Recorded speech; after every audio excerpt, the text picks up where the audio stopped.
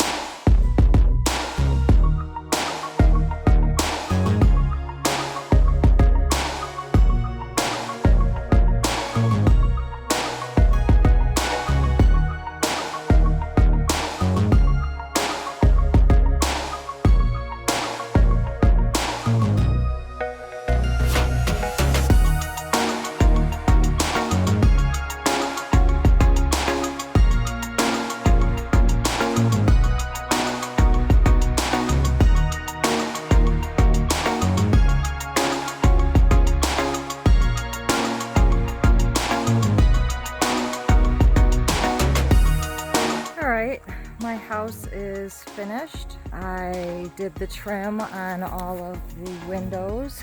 I actually added some trim up there, which I don't like. Do you guys see that? I don't like it, but it's done now.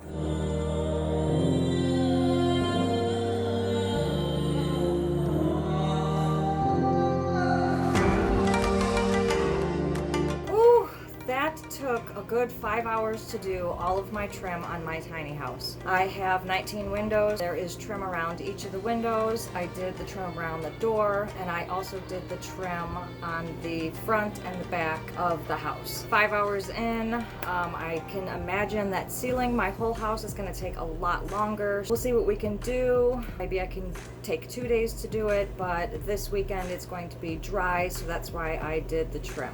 I'm not going to be doing a second coat just because I don't think it needs it. It looked pretty good the way it was. If you guys like this video, please give it a big thumbs up, and don't forget to hit that subscribe button below and click the notifications bell so you can receive a notification every time I post a new video, which is every Sunday. Thank you guys so much for watching. I will see you in the next video.